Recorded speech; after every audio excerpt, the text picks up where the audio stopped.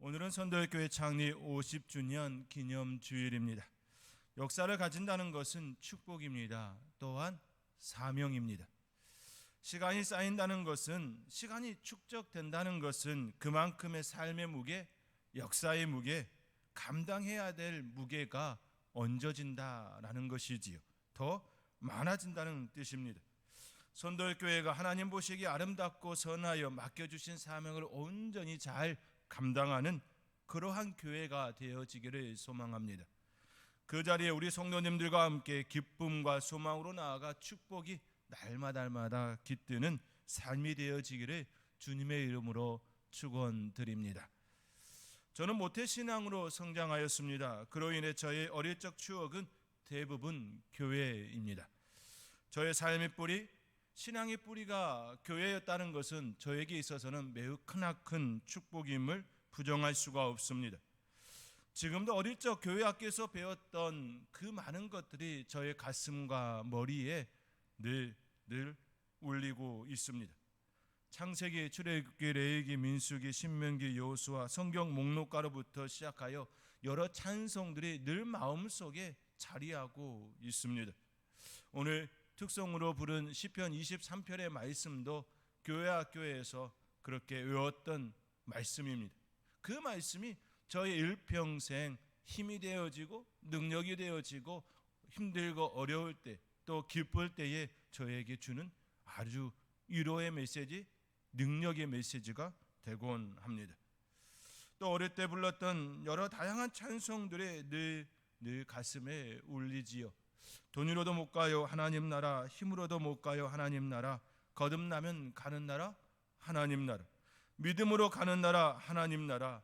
그 거듭나는 것이 무엇인지, 믿음이 또 무엇인지 잘 알지도 모른 채 열심히 선생님께서 가르쳐 주신 대로 그렇게 불렀던 그 찬송이 훗날 예수 그리스도를 만나고 이것이 무엇이 의미하는지를 온전히 깨달은 이후에 감사합니다, 그렇게 고백할 수밖에 없었던 저의 지난 과거, 이것이 다 하나님의 은혜였습니다. 50년의 세월이라고 하는 것은 이러한 의미를 담는다 저는 바라봅니다. 선도교회가 50년의 역사를 가졌다라고 하는 것은 이미 그 속에서 수없이 많은 생명들이, 영혼들이 하나님의 말씀으로, 찬송으로, 또 기도로 그 자리가 채워지고 축적되어진 놀라운 축복의 시간, 사명의 시간인 줄 믿습니다. 그 은혜가 저와 여러분 가운데 더 풍성하게 일어나기를 간절히 소망합니다. 사랑하는 성도 여러분, 여러분들은 천국에 대해서 어떻게 생각하고 계십니까? 하나님의 나라에 대하여 어떤 모습으로 기억하고 계십니까? 교회는, 또 성도는 또 어떤 모습이어야 하는지 그렇게 생각하고 계십니까? 저는 오늘 본문 말씀을 통하여 예수님께서 겨자씨 비유로 가르쳐 주신 천국, 교회와 성도의 삶에 대하여 함께 생각해 보기를 원합니다. 예수 그리스도의 십자가 사건으로 천국은 이미 우리에게 다가왔습니다. 천국은 이미와 아직 그 사이에 우리가 있지요. 천국은 이미와 아직이라는 역사 속에 있습니다. 예수 그리스도의 십자가의 사건으로 천국은 이미 우리에게 다가왔습니다. 그러나 아직 우리에게 완전히 주어지지는 않았습니다. 그 천국을 느낄 수 있는 것이 바로 교회이고 성도입니다. 교회가 바로 천국을 아주 잘 드러내어주는 모습, 그러한 곳이지요. 또한 성도 역시 그 천국을 늘 표현하고 살아가는 곳이 바로 성도의 삶입니다. 그리하여 오늘 교회와 성도는 천국을 이미 얻은 곳이기에 그 속에서 천국은 어떤 곳이어야 하는지 교회와 성도의 삶에 대하여 오늘 본문을 통하여 함께 생각해 보고자 합니다. 첫째로 교회와 성도는 작은 생명으로부터 시작되었습니다. 교회와 성도는 아주 작고 초라한 곳으로부터 시작되었습니다. 그 시작이 얼마나 작은지 오늘 본문에 천국은 마치 겨자씨 하나 같으니 이는 모든 씨보다 작은 것이로되 라고 말씀합니다. 모든 씨보다 작은 것이로되 라고 그렇게 기록되었습니다. 그렇습니다. 겨자씨는 그 크기가 매우 작아서 손바닥에 올려놓으면 그것이 있는지 없는지조차 분간하기 어렵습니다. 그래서 격언으로 아주 작은 것을 지칭할 때에 사용했던 것이 바로 겨자씨입니다. 그러나 조건만 좋으면 한 철 동안 3m까지 자라는 것이 바로 겨자나무이지요. 다 자란 나무는 여러 사람이 팔을 벌려 재일 정도로 매우 크게 성장하는 것이 바로 겨자씨입니다. 예수님께서는 천국을 이처럼 겨자씨에 비유합니다. 왜 예수님께서는 천국을 겨자씨에 비유하셨을까요? 그것은 마치 지금 예수님의 상황이 겨자씨와 같이 매우 작고 초라한 모습을 가지고 있기 때문입니다. 예수님의 시작이 마치 그 모습이었기 때문입니다. 실제로 이스라엘 모습이 그랬습니다. 이스라엘의 국가 형태를 지닌 이스라엘이 된 것은 그리 얼마 되지 않습니다. 그들의 시작은 하나님께서 아브라함을 부르신 사건으로 시작되지요. 다시 말해 그들의 시작은 한 사람 아브라함이었습니다. 처음부터 국가가 아니었습니다. 처음부터 민족이 아니었습니다. 처음부터 크고 놀라운 숫자로 가득 채워진 그러한 막강한 힘을 가진 그런 단체가, 그런 공동체가 아니었습니다. 한 사람으로부터 시작되었습니다. 그에게는 자녀도 없었습니다. 그가 100세가 되었을 때 비로소 이삭을 하나님께서 그에게 기업으로 주셨습니다. 이삭은 에서와 야곱을 낳지요. 야곱은 12아들을 낳습니다. 그러나 그들의 여정은 그리 쉽지 않았지요. 그들은 가뭄으로 인하여 애굽에 내려가야 했습니다. 그들이 애굽에 내려갈 때에 불과 70여 명에 불과합니다.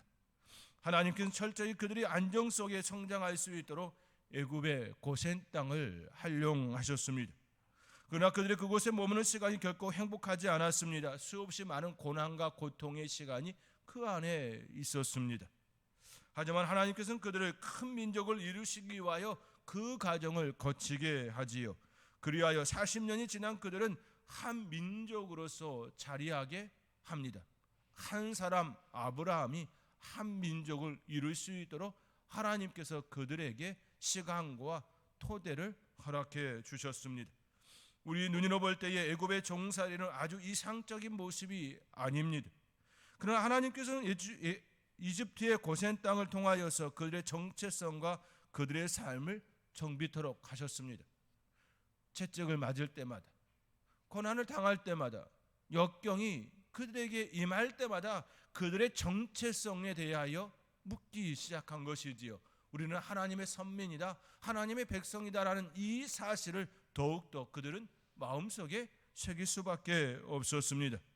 그리하여 때가 되었을 때에 그들은 애굽 땅에서 불러내 젖과 꿀이 흐르는 가나안 땅을 그들에게 주셨습니다. 한 사람으로 시작하여 한 민족이 되었고 한 민족은 다시금 한 국가를 이루게 되었습니다. 한 국가를 이룬 이스라엘은 영원할 줄 알았습니다. 그러나 그들은 사울과 다윗 왕 그리고 솔로몬이 지난 다음 세대에서는 두 왕국으로 갈라지는 아픔을 또 겪습니다. 그리고 그들은 멸망하지요. 북이스라엘이 먼저 멸망하고 그 다음 남유다까지 멸망하는 아픔을 겪습니다. 영원할 줄 알았던 그 나라가 망하는 형태가 되었습니다. 이스라엘은 국가를 잃은 나라가 되었습니다. 국가를 잃어버린 이스라엘은 하나님께서 회복시켜 주시기를 또한 기도합니다. 그러나 하나님께서는 그들이 꿈꾸는 정치적 형태로 회복시켜 주지 않았습니다. 그들이 꾸는 꿈과 하나님께서 꾸는 꿈이 매우 달랐습니다. 하나님께서는 그들이 꾸는 꿈이 아닌 예수 그리스도를 통한 새로운 꿈이었습니다. 새로운 비전이었습니다. 이 땅에서 단순히 국가를 회복시키는 정치적 꿈이 아니었습니다. 전혀 새로운 세계를 우리들에게 펼쳐 주셨습니다. 한번 생각해 보시기 바랍니다. 이 땅에서 과연 온전한 것이 있습니까? 온전한 것이 있다면 또 무엇이겠습니까? 이 땅에서 영원한 것이 과연 무엇이겠습니까? 여러분들께서 과연 이 땅 가운데에서 영원한 것을 붙잡았다면 무엇입니까? 과연 붙잡았습니까? 아니지요.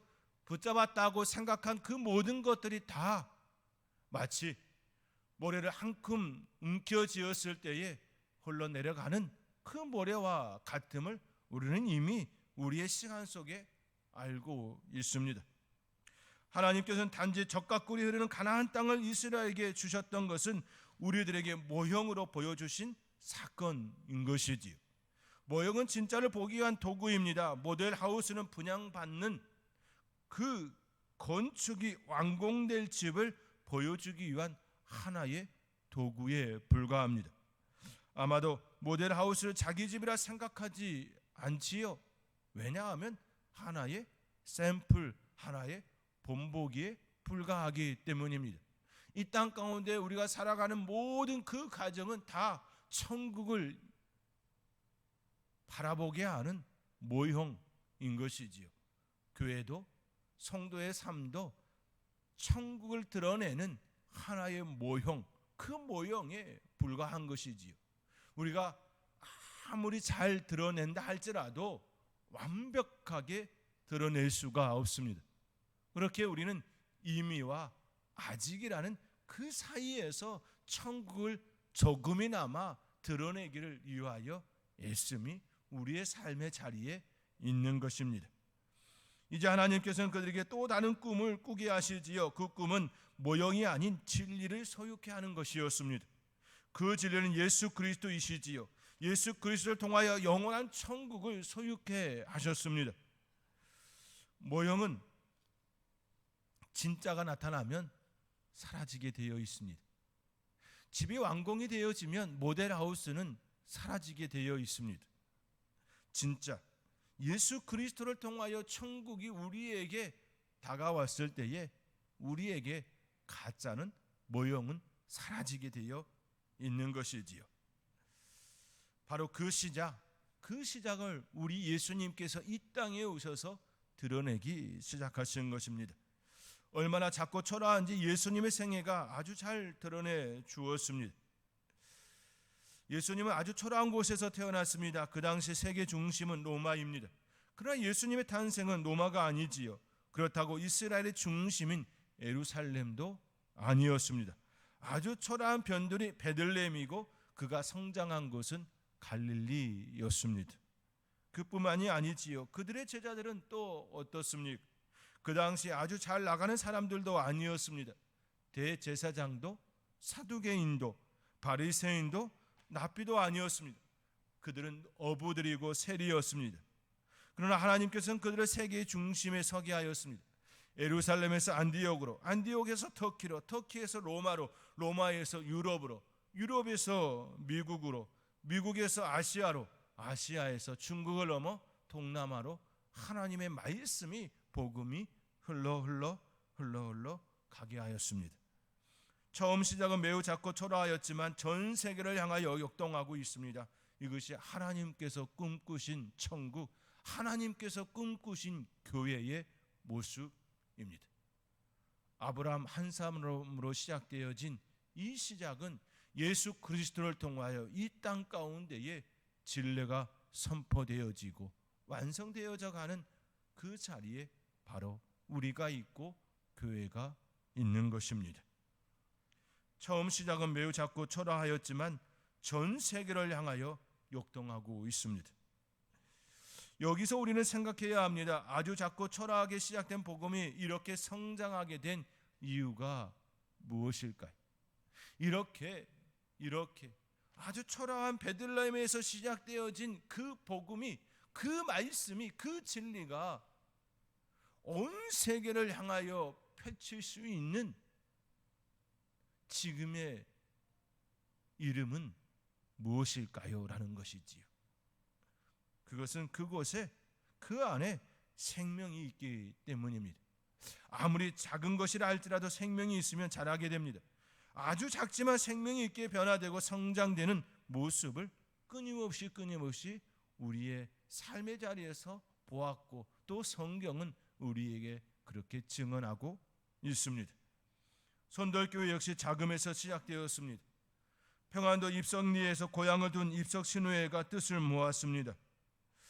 그리고 그들은 병점 지역에 교회가 세워지기 위하여 마음을 모았습니다.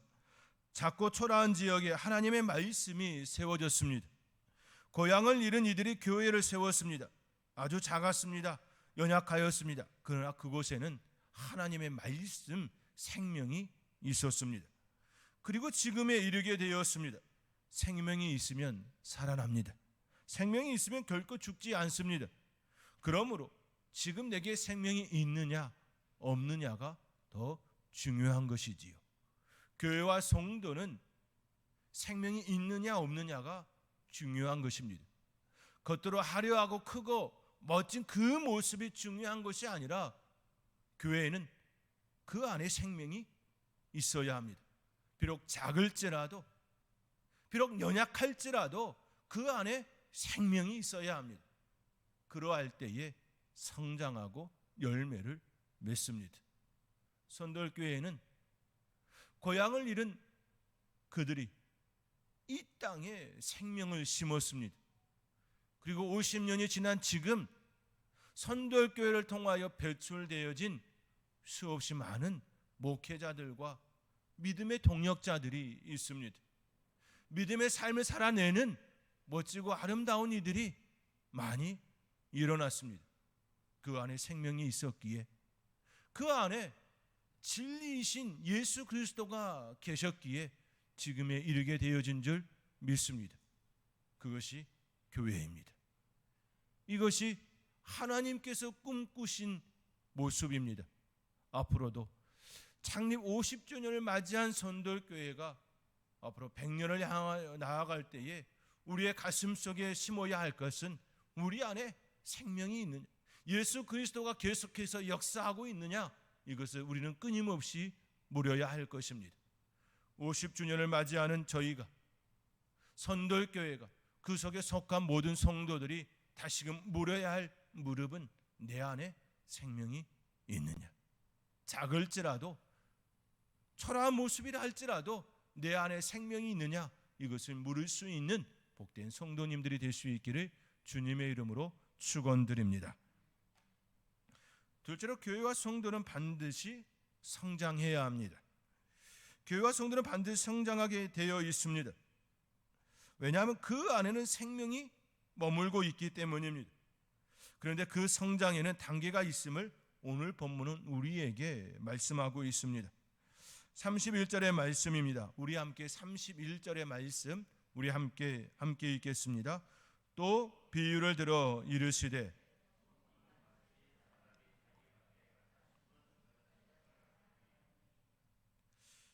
여기에 자기 밭에 갖다 심은 겨자씨 하나를 같다라는 말씀이 있습니다. 성장하기 위해서는 반드시 밭에 심어야 합니다. 심지 않으면 싹이 나지 않습니다. 싹이 나고 잎이 나야 열매를 맺습니다. 그 과정을 거치지 않으면 결코 열매를 맺을 수 없습니다. 이 모든 과정이 바로 변화이지요. 성장은 변화를 의미합니다. 변화는 좋은 것입니다. 변화는 고정되지 않음을 의미합니다. 그러므로 지금의 생각은 어제와 생각과는 달라야 합니다. 어제는 하나를 생각했다면 오늘은 하나 더하기를 해야 합니다. 이것이 성장이고 변화입니다. 하나에서 하나 더하기를 하기 위하여서는 그곳에는 반드시 수고와 일씀이 뒷받침되어야 합니다. 수고와 일씀이 없는 변화는 이 세상에 없습니다. 그냥 내버려두면 망가지게 됩니다. 칼리되지 않은 땅을 보셨습니까? 그곳에는 무성한 잡초들로 가득하게 됩니다. 아무리 멋진 집이라 할지라도, 아무리 멋진 궁궐이라 할지라도 관리하지 않으면 그 궁궐은, 그 집은 망가지게 되어 있습니다. 사람이 살지 않는 그 집, 시간이 지나면 그 집은 흉측한 집이 되어짐을 우리는 너무나도 잘 알고 있습니다. 관리하지 않으면 반드시 쓸모없는 그 모습을 가질 수밖에 없습니다. 그렇기에 성장하기 위하여서는 먼저 심어야 하고 그 다음 반드시 가꾸어야 합니다. 생물의 성장 과정을 잘 생각해 보시기 바랍니다. 농부가 씨를 뿌린 후 그냥 내버려 두지 않습니다. 지속적으로 관심과 애정을 쏟습니다. 그렇다고 농부의 쑥으로만 곡식을 맺을 수 있던가요? 아니지요. 때에 따라 주시는 비와 햇빛이 반드시 있어야 합니다. 다시 말해 하나님의 손길이 없으면 열매를 맺을 수가 없습니다. 하나님의 손길과 인간의 수고와 일심이 있을 때에 열매를 맺을 수 있습니다. 선돌교회 역시 50년 전에 하나님의 말씀이, 하나님의 복음이 심겨졌습니다. 그리고 지금에 이르기까지 여러 다양한 섬김과 수고가 있었습니다. 장로님들의 수고가 있었지요. 권사님들의 기도가 있었습니다. 헌신이 있었습니다. 집사님들의 수없이 많은 땀방울이 있었습니다. 그리고 하나님의 손길이 있었습니다. 위기 때마다 간섭하셨고 인도하셨습니다. 기쁘고 즐거울 때에도 함께하여 주셨습니다.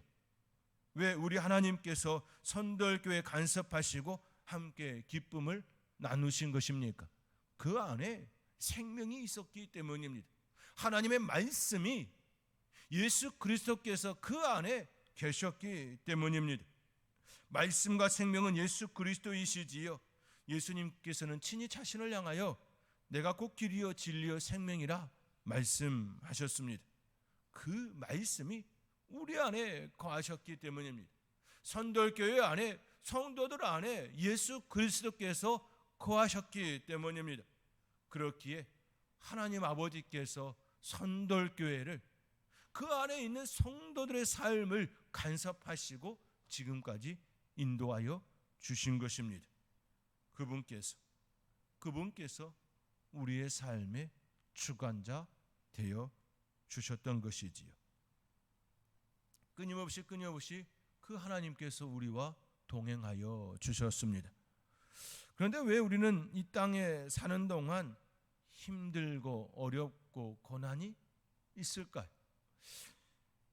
하나님께서 분명히 우리의 삶을 주관하여 주시고 간섭하여 주시고 인도하여 주시는데 왜 우리는 이 땅에 사는 것이 그렇게 힘이 드는 것일까요? 한 주 한 주의 삶이 늘 기쁨으로만 가득하셨나요? 선돌교회 50년의 역사 가운데에 늘 기쁜 일만 있었나요? 그렇지 않습니다. 힘든 일이 있었습니다. 고난도 있었습니다. 역경도 있었습니다. 아픔도 있었습니다. 왜 성도의 삶에, 교회의 역사에 이러한 힘든 그 시간들이 있었을까요? 그 이유는 하나님께서 우리를 성장시키기 위하여 그 시간들을 허락해 주셨던 것이지요. 성장하지 않으면 힘들지 않습니다. 10년 전이나 20년 전이나 여전한 모습이라면 힘들지 않습니다. 성장하지 않으면 고통이 없습니다. 진통이 없습니다. 세월이 지나도 힘들어지는 것은 성장의 진통으로 인한 것이었습니다. 때론 인간의 실수 때문에, 인간의 잘못 때문에 그러한 일도 겪지만 하나님께서 성장시키기 위하여 때로는 그것조차도, 인간의 실수조차도, 인간의 잘못조차도 활용할 때가 많습니다. 하나님께서는 우리로 하여금 성장하기 위하여 그 시간을 허락하여 주신 것이지요. 성장은 내가 할 수 없지만 하나님께서 나를 성장시키기에 그 여파로 진통이 오게 되는 것입니다. 혹 지금 그 진통으로 인하여 힘들어하고 아파하고 계십니까? 그 뒤에 따라오는 열매를 바라보시기 바랍니다. 우리 하나님께서 끝까지 역사하시고 여러분의 삶을 주관하여 주시고 아름다운 열매, 선한 열매, 의의 열매를 거두시기를 원하시는 우리 하나님의 그 손길을 바라보시면서 지금 겪는 그 아픔, 그 고난을 단지 아픔과 고난으로만 바라보지 마시고 성장하고 열매를 맺기 위한 하나의 진통으로 받아들이며 그 시간 속에 하나님께 감사함으로 아뢰 수 있는 저와 여러분이 되어질 수 있기를 주님의 이름으로 권면드립니다. 선돌교회의 역사가 바로 그러한 모습이지요. 지금의 선돌교회는 하나님의 인도하심이었습니다. 그 안에 생명이 있었고 돌보심이 있었습니다. 그 은혜를 날마다 고백할 수 있는 저와 여러분의 삶이 되어지기를 주님의 이름으로 축원드립니다. 마지막으로 교회와 성도는 열매를 나누며 기쁨을 얻습니다. 교회와 성도, 즉 천국은 함께 기쁨을, 소망을, 비전을 나누는 곳입니다. 오늘 본문 32절의 말씀입니다. 우리 함께 오늘 본문 32절의 말씀을 함께 읽겠습니다. 이는 모든 씨보다 작은 것이로되